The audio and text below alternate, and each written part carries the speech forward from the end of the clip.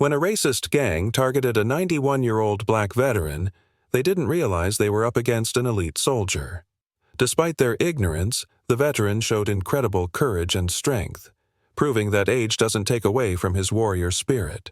His brave response to the attack is a reminder that true heroes never stop fighting, no matter how old they are. It was a warm, peaceful afternoon in the park. The sun shone brightly, casting a soft golden light across the open green spaces. The trees swayed gently in the breeze, their long shadows stretching across the worn paths. Children laughed in the distance, playing on the swings, their voices full of joy. Birds chirped happily in the trees, adding to the peaceful sounds of the day. On a lone bench near the edge of a small pond, James Carter sat quietly, enjoying the calm. It was rare for him to take a break like this, but today he felt a deep sense of peace. He had just retired from the military, and life had been moving fast for the past few years. He decided to take a moment to relax, away from the busy world, surrounded by nature. James was a tall, strong man with a calm and collected demeanor. He wore a plain black jacket, the sleeves rolled up slightly to reveal the strong muscles in his arms. Under the jacket, he wore a simple t-shirt and jeans. Despite his casual appearance, there was something about him that made people take notice. It wasn't just his size or the way he carried himself. It was the air of quiet strength he gave off, like someone who had been through a lot and learned how to stay calm no matter what. James had served as an elite soldier, a Navy SEAL, for many years. He had seen things that most people couldn't even imagine. The intense training, the tough missions, the battles he had fought in, they had shaped him into someone who was always alert, always aware. Even now, long after leaving the military, his instincts were sharp. He could sense danger before it happened. As he sat on the bench, James's eyes scanned the park, not out of fear, but out of habit. His training had made him aware of everything around him, even in the most peaceful settings. He noticed the jogger who passed by, nodding politely as he ran. He returned the nod, his gaze shifting briefly to the man. Nothing out of the ordinary. He then saw a group of teenagers hanging around near the playground, their laughter loud and carefree. They didn't seem to have any intention of causing trouble, but something about their presence made him uneasy. His attention shifted to a small group of men standing by an old oak tree across the park. There were 4 of them, and their laughter didn't sound friendly. It was sharp, loud, and filled with mockery. James could feel the tension rising in the air, even from this distance. He watched as one of the men, a tall and broad-shouldered figure in a black hoodie, leaned casually against the tree. His name was Tank, and he was the leader of the group. He stood with an air of arrogance, scanning the park as if he owned it. Tank nudged one of his friends, a wiry man with a patchy beard. The two exchanged words, their eyes shifting toward James, who was still sitting on the bench, minding his business. James could feel their gaze on him, but he didn't flinch. He knew exactly what they were thinking. "They always go for the one sitting alone," Tank muttered, his voice low but full of contempt. "Easy pickings." Patchy Beard chuckled, cracking his knuckles. "Think she'll put up a fight?" he asked. "She might try," Tank said with a smirk. "But she's just one person. They always do. They always try to act tough." James didn't need to hear the rest. He had been in enough dangerous situations to recognize the signs. The men weren't just standing there. They were watching him, waiting for the right moment to make their move. And, as James sat on the bench, his mind sharpened, his body alert. He knew something was coming. The group of men by the oak tree had started moving toward him. He could hear their voices growing louder, their footsteps crunching against the gravel path. The leader, Tank, was walking ahead, his posture relaxed, but there was an unmistakable confidence in the way he moved. The other 3 men followed behind, spreading out in a loose formation, as though they were preparing to surround him. James didn't let his gaze leave them for a second. He knew exactly what they were planning. This wasn't just an innocent conversation. They were looking for trouble, and they thought they had found it in him. Tank was tall, much bigger than James, with broad shoulders and a shaved head that glinted in the sunlight. The tattoos on his neck spoke of a rough past, the kind of life that often led to violence and anger. He wore a black hoodie that hung loosely on his frame, and his eyes were sharp, scanning the area as if trying to intimidate everyone around him. Behind him, Patchy Beard followed with a sneer on his face. His hair was unkempt and his beard looked like it hadn't seen a razor in weeks. He was wiry, but there was a quickness to his movements that suggested he could be dangerous in his own way. The other two men, Slick and Rusty, were younger, probably in their early 20s. They walked with a cocky swagger, full of bravado, as if they owned the place. Their laughter echoed through the park, carrying over the distant sound of children playing and birds chirping. The noise seemed out of place, harsh and mean against the peaceful backdrop of the park. James could feel the weight of their eyes on him, but he didn't let his guard down. He stayed calm, leaning back slightly on the bench, one arm draped casually over the backrest. His breathing was steady, and his eyes never left the men. He could feel their presence growing stronger as they got closer. They were circling him now, moving in like wolves, preparing to attack. "Hey there, man," Tank called out, his voice dripping with mock politeness. "Mighty fine day to be sitting out here all alone, don't you think?" James looked up slowly, his expression calm, but his eyes narrowed just enough to show that he wasn't fooled. He didn't smile. He didn't react with fear. Instead, he simply asked, "What do you want?" Tank's smirk grew wider. He glanced back at his crew, as if James had just made a joke. "Now, that's no way to greet friendly folks," he said, stepping closer. "We're just out for a chat, you know? Thought we'd say hi." James didn't reply immediately. His mind was already working, calculating the situation. The gang was closing in, and they were getting too close now. He could feel the tension building, but he remained still, his posture relaxed. He knew they wanted to provoke him, to get a reaction. Patchy Beard leaned in closer, his grin widening as he looked at James. "Or maybe you're one of those types," he said, his voice laced with venom. "Thinking you're too good to talk to the likes of us." James remained silent, his gaze steady and unblinking. He wasn't here to argue. He wasn't here to defend himself. He was here to see just how far these men would go before making their move. Tank's eyes narrowed as he saw the lack of fear in James's face. It only seemed to fuel his anger. He stepped closer, standing in front of James now, blocking his view of the park. "You hear me, lady?" Tank's voice was sharp now, no longer trying to hide the edge in it. "You think you're better than us, just sitting here acting like this place belongs to you?" James didn't flinch. Instead, he gave a small, almost imperceptible shake of his head. "I don't think anything belongs to me," he replied, his voice calm but firm. "I'm just sitting here, minding my own business." Tank's face twisted into an ugly sneer. He glanced back at his friends who were now spreading out around James in a half circle. The four of them were close now, their bodies pressing in, crowding the space around him. The smell of cheap cologne and cigarettes wafted over, and James could feel the heat from their bodies as they loomed over him. "Oh, you're just minding your business?" Tank repeated with a sarcastic laugh. "Well, that's mighty polite of you, but, we wouldn't want things to get messy. You got a nice bag there. Bet it's got something good in it. Why don't you be a good girl and hand it over?" James's lips twitched ever so slightly, but his expression didn't change. He could feel the weight of their eyes on him, could feel the tension in the air. He knew exactly what they were trying to do. They were testing him, trying to see if they could make him flinch, make him submit. They wanted him to show fear, but James didn't show fear. He leaned forward just a little, keeping his voice steady, his words sharp. "Is that what you call polite these days? Stealing from people who look like me?" Tank's fake smile faltered for a moment, but it quickly returned, more sinister than before. "What's that supposed to mean?" he growled. James didn't hesitate. "You didn't pick me because I'm sitting alone," he said, his voice cold. "You picked me because you think I'm an easy target." Tank's eyes flashed with anger, and the younger men seemed to puff up with pride, their faces flushed with excitement. The game was on, and they thought they had the upper hand.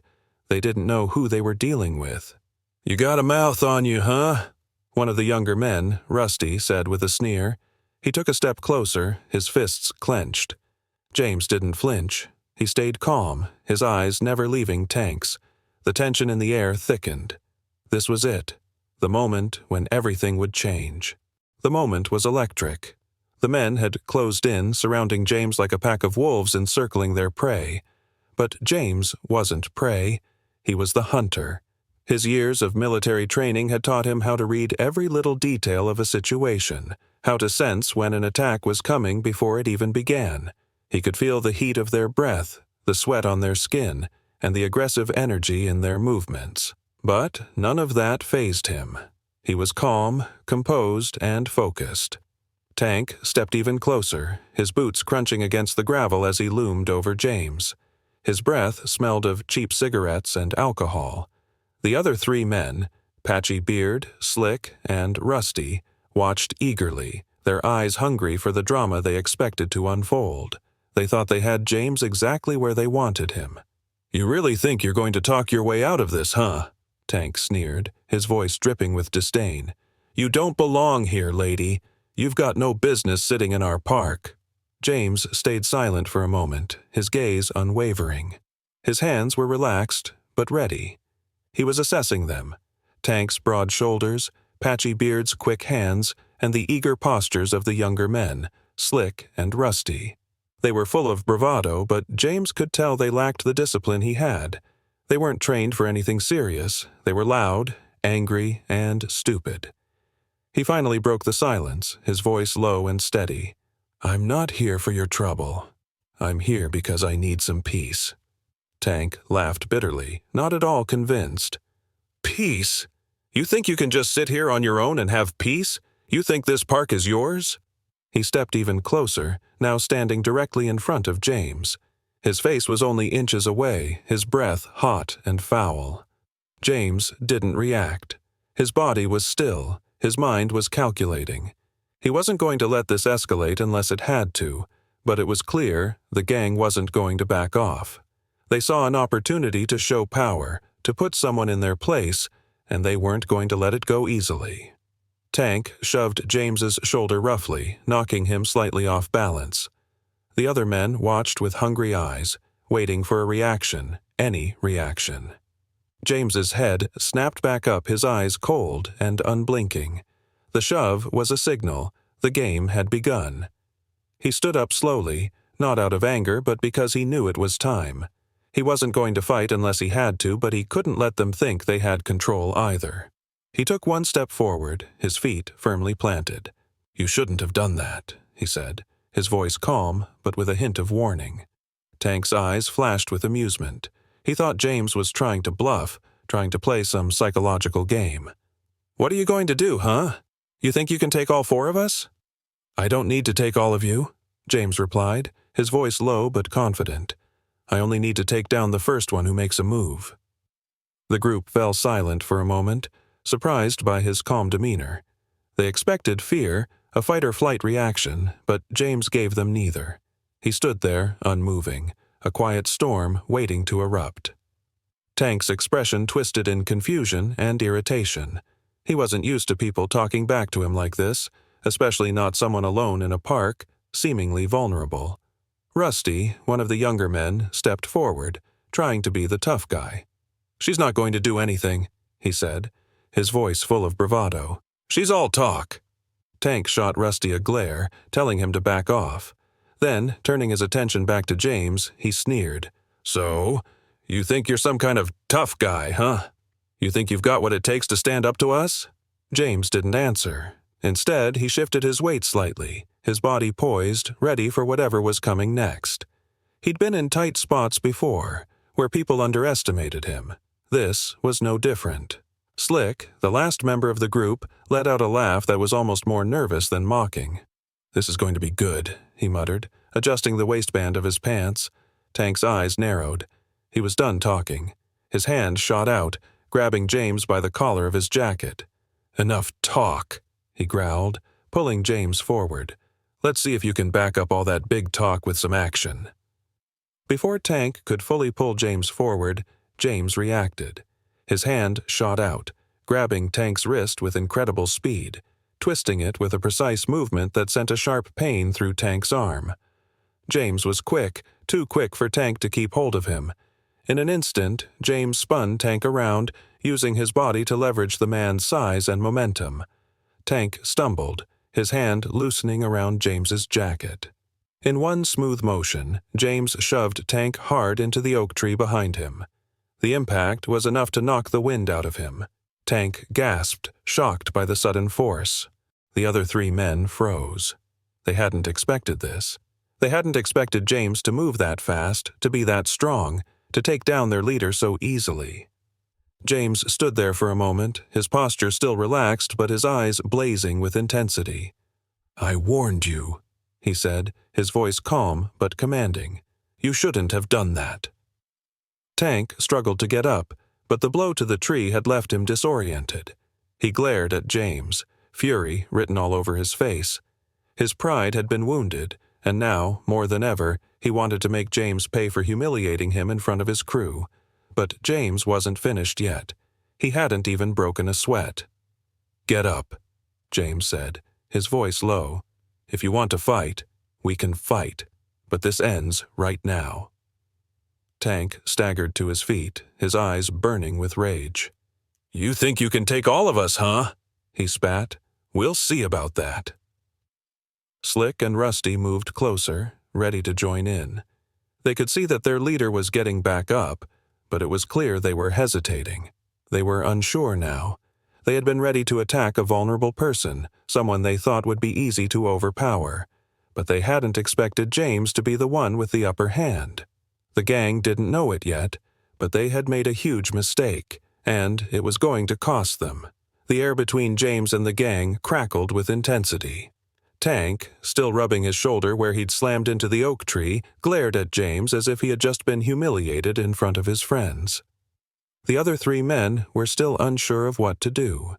They had been expecting an easy victim, someone who would cower, someone who might beg for mercy, but instead they were facing someone who had quickly proven himself to be more than they bargained for. James stood calmly, his body relaxed, his posture firm. The tension in the park seemed to hang in the air like smoke, thick and suffocating. The sounds of children's laughter in the distance seemed farther away now, as if the peaceful day had suddenly slipped into a darker, more dangerous reality. His mind was clear, his instincts sharp. He knew this wasn't over, not by a long shot. Tank pushed himself off the tree and wiped the dirt from his hoodie. "You're gonna regret that," he muttered, his voice low but filled with rage. He took a step forward, this time more cautious but still full of that arrogant bravado that had led him to think he could intimidate James in the first place. "You're all talk," James said flatly, "and I'm done listening." Slick took a step forward, his hands flexing at his sides, a sneer on his face.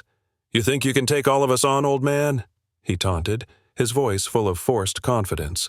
"You're gonna need more than that little trick."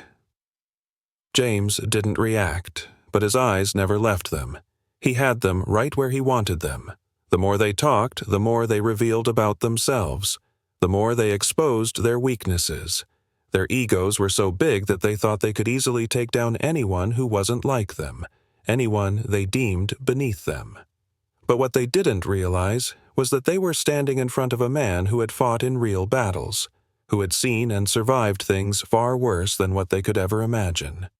James had nothing to prove to them. He didn't need to brag or threaten them. His actions had already spoken for him. Tank was still seething, his eyes darting between James and his crew, trying to figure out his next move. "You really think you've won, huh?" he asked, his voice tight. "You think we're just going to walk away?" "I'm not the one who's been making threats," James replied calmly. "You've got one chance to walk away. Take it." The gang members froze, their confidence shaken. For the first time, they were unsure. They had thought they were the ones in control, but now they saw James for what he truly was, a man who wasn't afraid of them, a man who could defend himself and wasn't going to back down. Tank's pride flared up again, and he spat on the ground. "You think we're just going to leave you alone? You're going to pay for that hit, man. You're going to regret disrespecting us." He raised his hand, signaling to the others. "Let's get him." Slick and Rusty moved first, their hands clenched into fists, eyes full of angry determination. Patchy Beard stood behind them, still grinning, but his eyes darting around as if looking for an opening. They didn't understand. They still didn't get it. James wasn't just another person they could overpower with their numbers and aggression. He was trained to handle men like them. As the two younger men closed in, James moved with the speed of a predator, quick and controlled. Slick came at him first, throwing a wild punch aimed at his face. James didn't dodge it. He parried it, using Slick's own momentum against him. With a smooth movement, he grabbed Slick's arm, twisting it behind his back and pushing him to the ground with a swift, controlled motion. Rusty hesitated for just a moment, his eyes wide. He had expected to see his friend knock James down, but now Slick was on the ground, clutching his arm in pain and cursing under his breath. The doubt in Rusty's mind was growing. James could see it in his eyes. The hesitation. The fear that hadn't been there before. Tank roared in frustration and rushed at James, his arms swinging wildly trying to land a blow. James didn't move at first. He waited for the right moment. As Tank swung another wild punch, James ducked low, catching Tank's leg with a swift sweep. The big man went down hard, hitting the ground with a thud that echoed through the park. Rusty took a few steps back, his bravado slipping away. Patchy Beard, now looking more uncertain than before, hesitated as well, glancing at the two men on the ground and then at Tank, who was slowly getting back up, rubbing his jaw. James didn't let up. He didn't need to. His eyes locked onto Tank as the man groggily stood up. "I told you," James said, his voice calm and firm. "It's over. You're done." Tank's anger was boiling over. "You think you've won?" he spat, his voice filled with venom. "You haven't seen the last of us." James took a deep breath, then let it out slowly. He was in control now, and he knew it. "I don't care what you do," he said simply. "But if you come near me again, you'll regret it." Tank's face twisted with rage, but for the first time he looked unsure. The other men were visibly shaken, unsure of how to proceed. They had thought they were in control of this situation, but now the balance had shifted. James stepped back, putting some space between him and the gang. He wasn't interested in finishing the fight. He had made his point. The gang was rattled, and that was enough for him. "You want to walk away now," James said, his voice calm but unyielding. "You want to avoid getting hurt anymore, you do it right now. Leave, or the next time we meet, I won't show you mercy." Tank glared at James, his fists still clenched, but the fight had gone out of him. He looked at his crew, then back at James. He was breathing heavily, his face flushed with anger, but he could see the strength in James's eyes. It was the kind of strength that made even the toughest men think twice. With one last angry glance, Tank turned to his crew. "Let's go," he barked. "We're done here."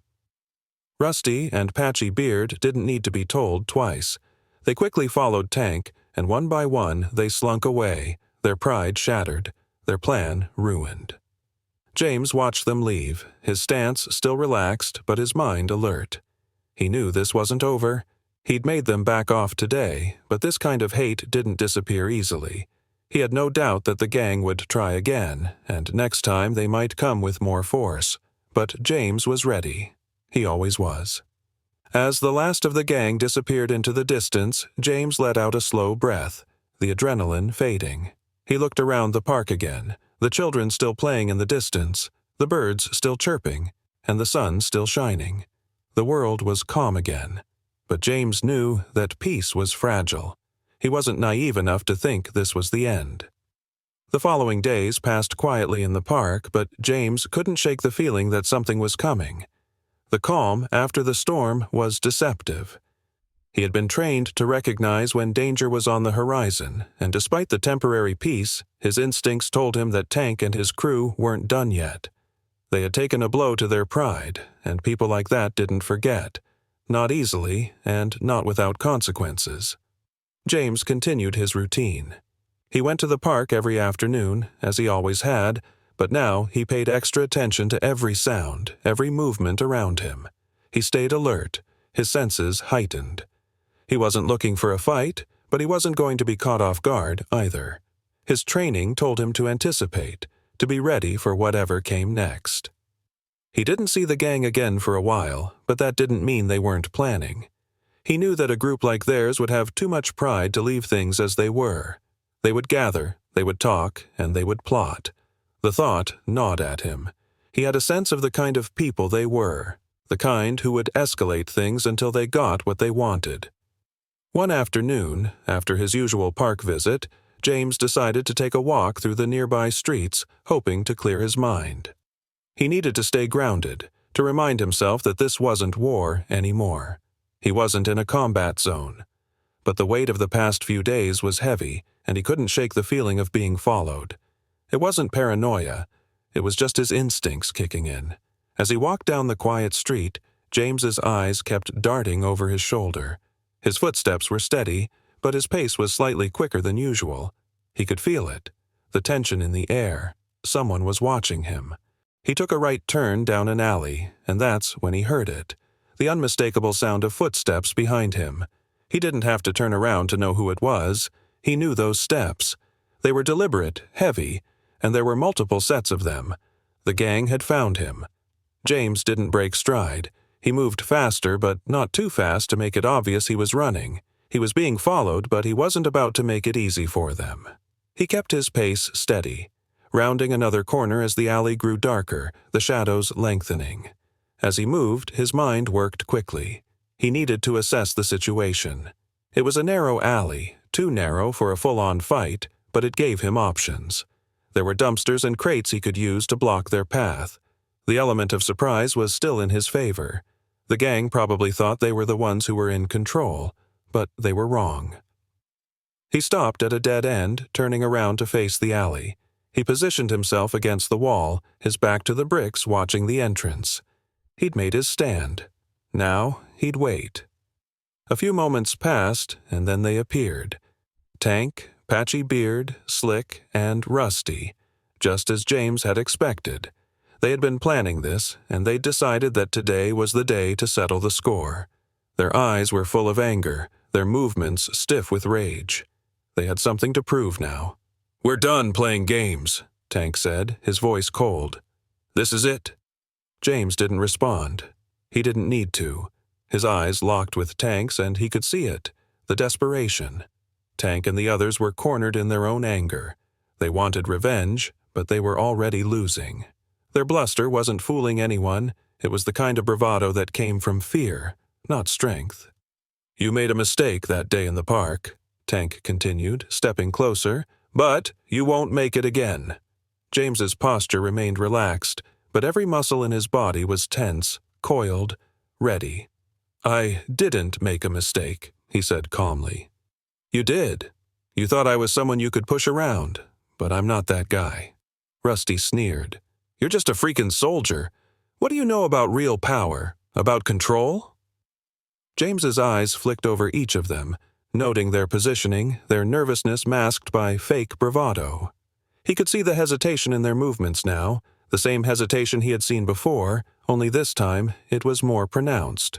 The gang was getting desperate, and when people were desperate, they were more dangerous, but James had dealt with desperate people before.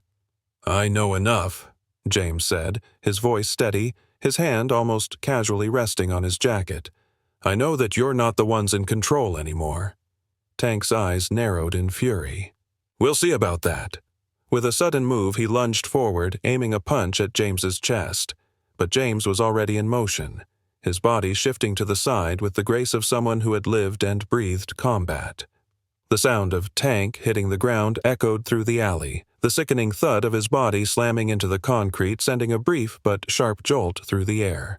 His grip on James's wrist loosened as he let out a low groan of pain, his face contorted in shock at how quickly things had turned against him.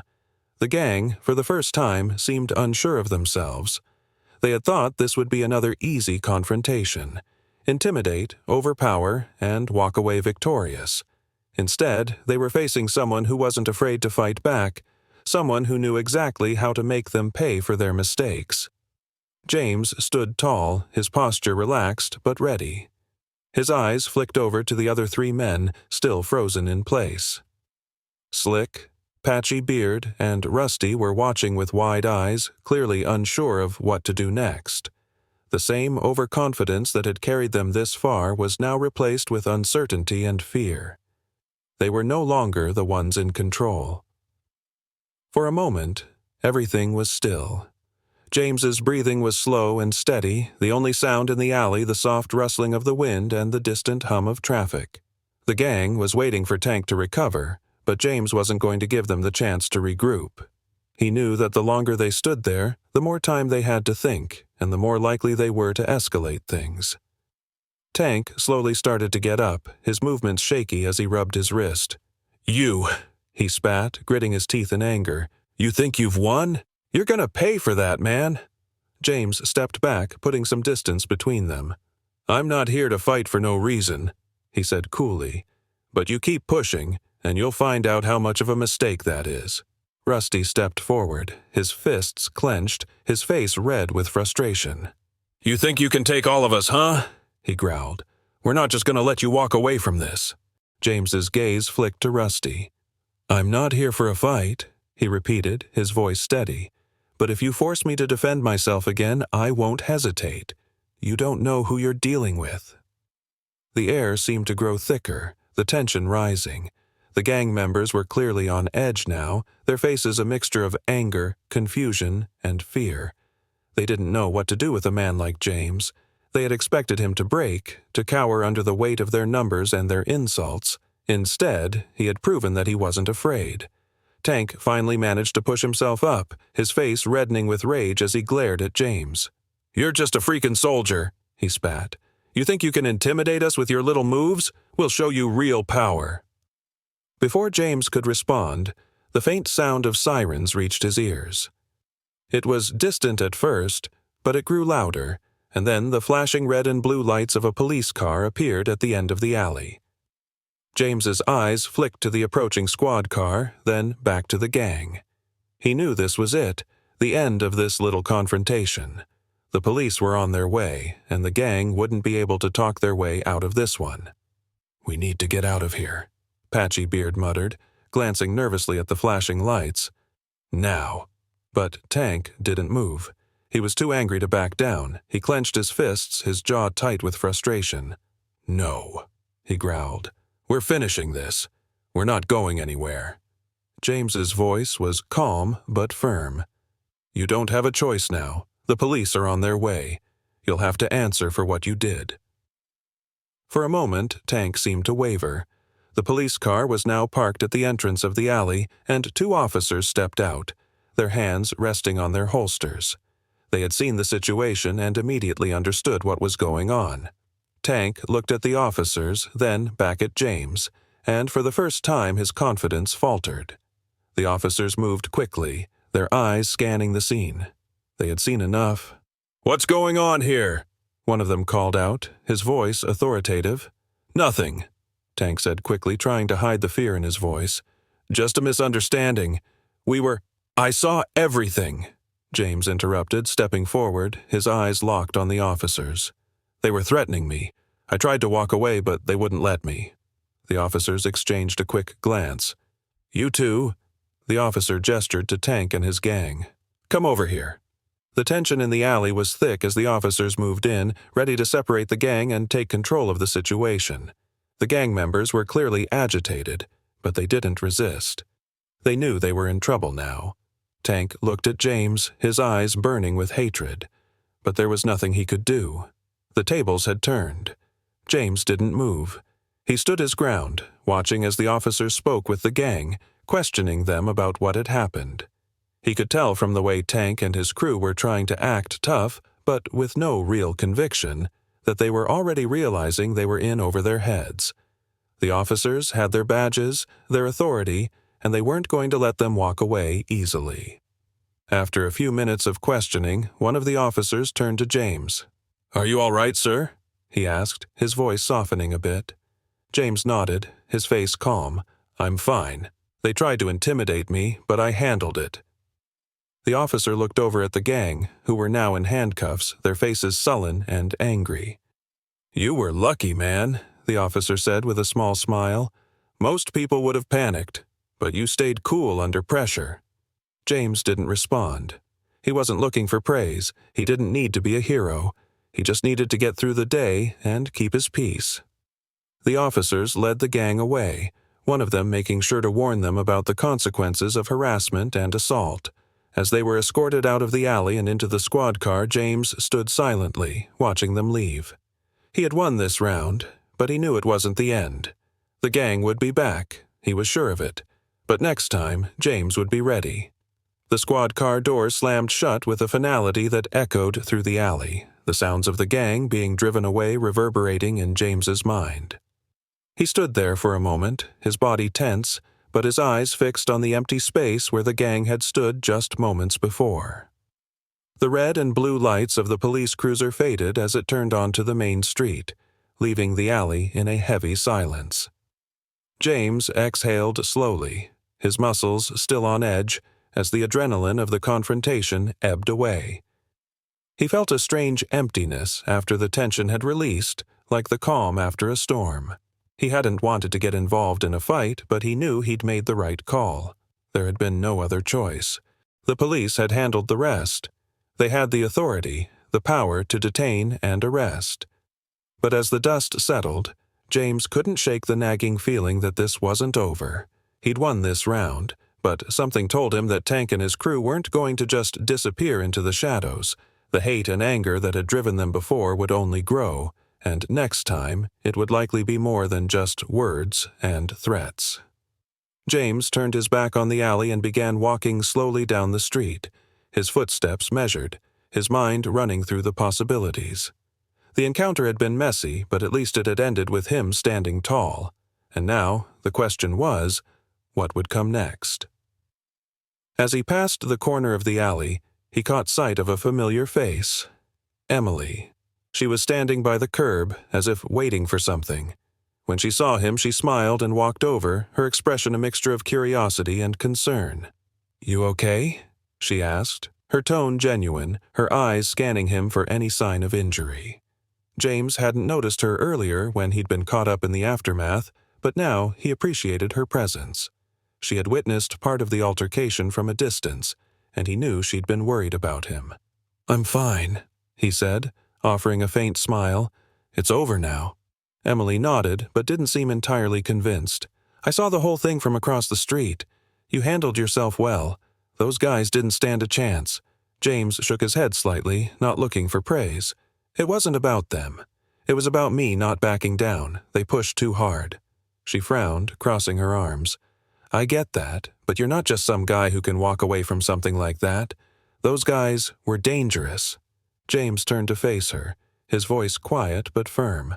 "I know, and they'll be back. People like that don't give up so easily." Emily's eyes searched his face, as if trying to read him. "Are you saying you're ready for them? Because I think those guys won't stop until they've made you pay for humiliating them." He didn't respond immediately. The reality of the situation was clear. Tank and his crew were the type of men who couldn't let things slide. They would return, and when they did, they wouldn't be alone. They would bring more hate, more violence, and this time, it might not just be a street fight. "I'm ready," James said after a moment, his voice low, but his resolve unwavering. "I won't let them dictate what happens next." Emily stepped closer, her expression softening. "You know, you don't have to do this alone. You don't have to keep fighting all of this by yourself. People like you, like us, we don't have to stand alone against people like them." James glanced down, his thoughts briefly drifting to the team he once had in the military. He had always relied on his brothers and sisters in arms to watch his back, to keep him grounded. But out here, in the civilian world, things were different. He had learned the hard way that trust was harder to come by. People had their own lives, their own priorities, and while Emily's words were kind, he wasn't sure he could let anyone else get involved. He couldn't ask people to risk their safety for him. "I've been alone a long time," James said quietly, looking back up at Emily. "I've learned how to survive on my own. I don't want anyone else getting hurt because of me."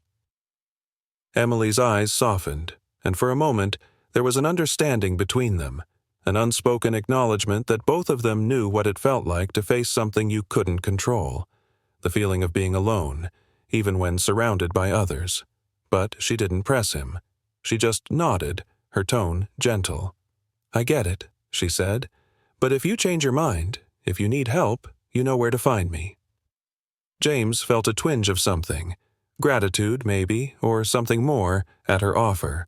It wasn't easy for him to accept help, but there was something in the way she spoke that made him think she might be more than just a bystander.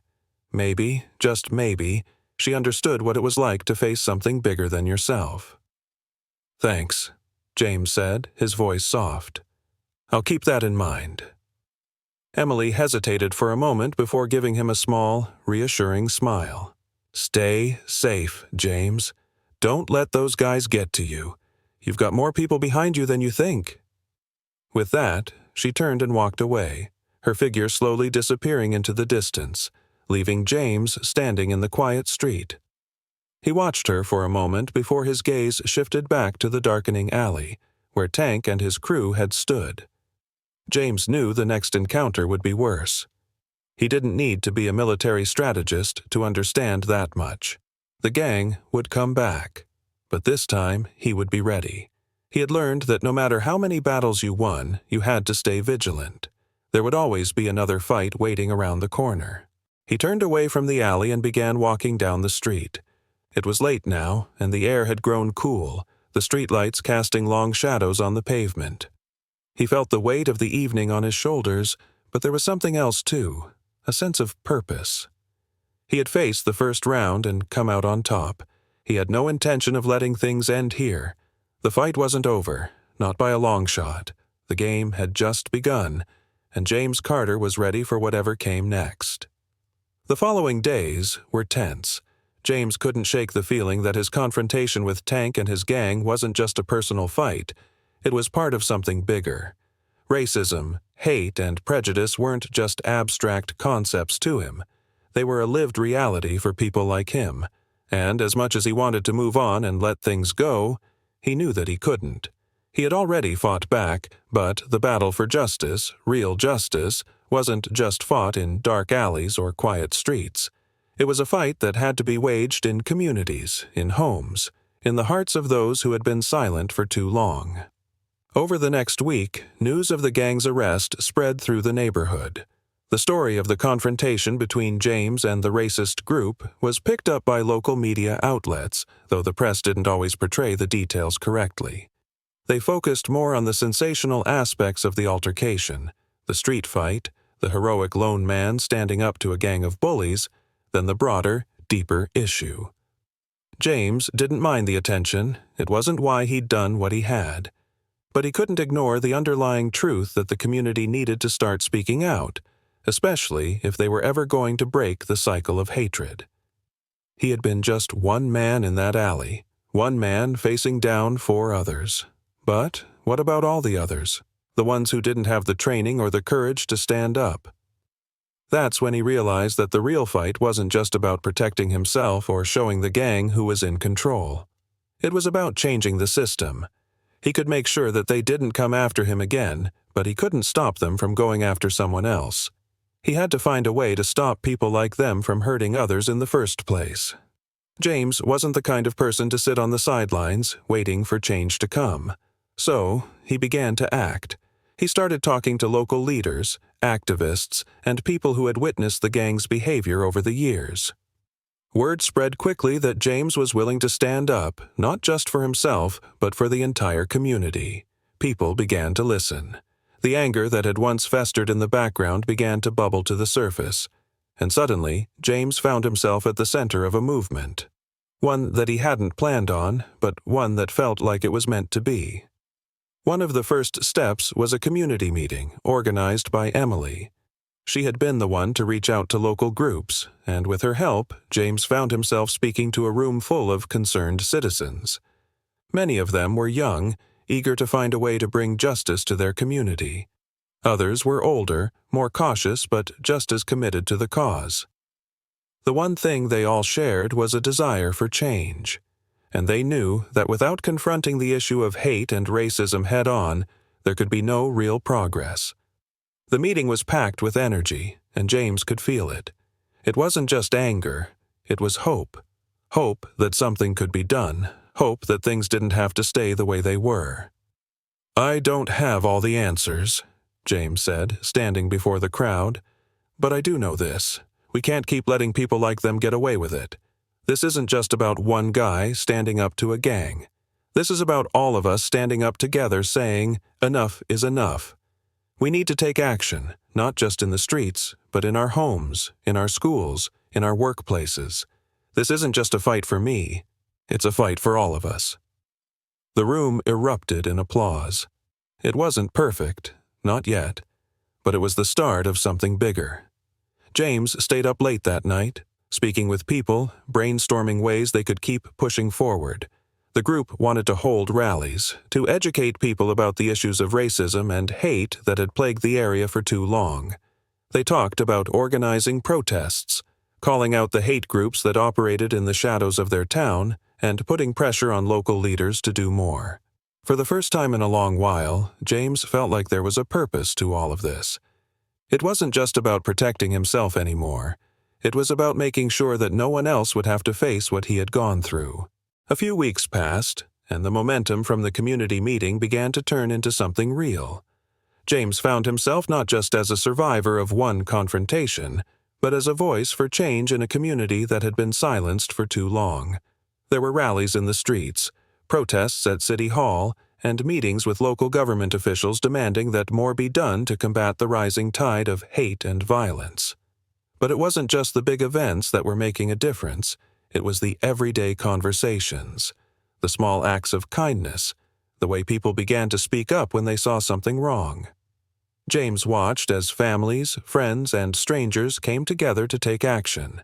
People who had once been afraid to speak out were now standing tall and demanding their voices be heard. The community was starting to shift. James never thought of himself as a leader, but over time he found that his experiences, his story, had the power to move people. It wasn't his military background that gave him credibility. It was his willingness to face down fear and stand up for what was right, no matter the cost. Emily, who had been by his side from the start, became his close ally in all of this. Together, they worked with community organizers to create spaces where people could talk openly about the struggles they faced. They brought in speakers, hosted workshops, and built bridges between different groups who had once been divided by fear and misunderstanding. It wasn't easy, and there were setbacks. But every victory, no matter how small, felt like a step in the right direction. One day, as James was walking through the park, he spotted a group of young people gathered by the playground. They were talking and laughing, but when they saw him, they went silent. James stopped in his tracks and looked at them, sensing the shift in the air. The tension that had once defined his presence here was gone. Now, people saw him as something different, a symbol of strength, of change, and of hope. A young girl, probably no older than 16, approached him with a hesitant smile. "I just wanted to say thank you," she said shyly, "for what you did, for showing us that we don't have to be afraid. We've been talking about starting our own group. You know, to help others who feel like they're alone." James smiled, his heart swelling with pride. "You don't have to thank me," he said. "You're the ones who are going to make the real difference. Keep pushing forward. Don't let anyone tell you that you can't make a change." As he walked away, the conversation from the park playing in his mind, James realized that the battle for justice wasn't over. It never would be. But the change he'd started, the community that was beginning to rise up, was something worth fighting for. They had come together, not because they had all the answers, but because they were willing to learn, to grow, and to stand together. And that, James knew, was the most powerful weapon they had. The fight was just beginning, but this time they weren't fighting alone. And as the sun set over the park, casting a golden glow on the people who were changing their world, James knew that despite everything, there was hope. The fight that started in an alley between one man and a gang of racist bullies had transformed into something far greater. James Carter, once just a quiet, self-reliant veteran, had become a catalyst for change. The violence and hate he faced weren't isolated incidents, they were symptoms of a larger societal problem.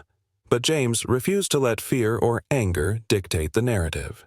Instead, he chose to confront injustice with strength, courage, and, most importantly, a sense of community. By standing up against Tank and his crew, James not only secured his own safety but sparked a movement in the town.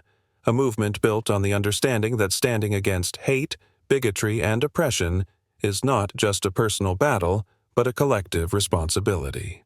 His actions inspired those around him to rise up, speak out, and fight for a more just world.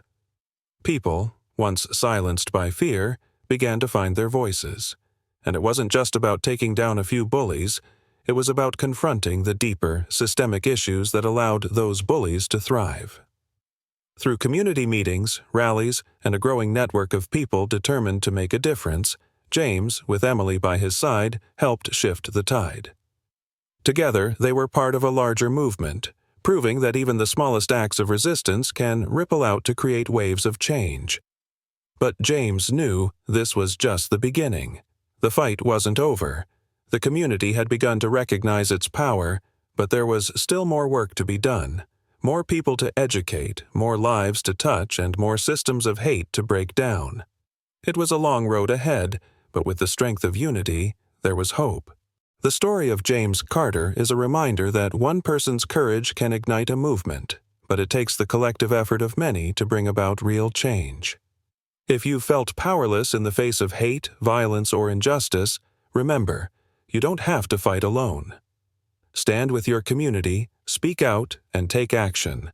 Whether it's challenging prejudice in your own life, supporting those who are marginalized, or speaking up when you see injustice, every small act counts. The fight against racism, inequality, and hatred is ongoing. We all have a part to play. Together, we can build a world where justice and compassion rule, not fear and division. So, take a stand today. Fight for what's right. Stand against hate.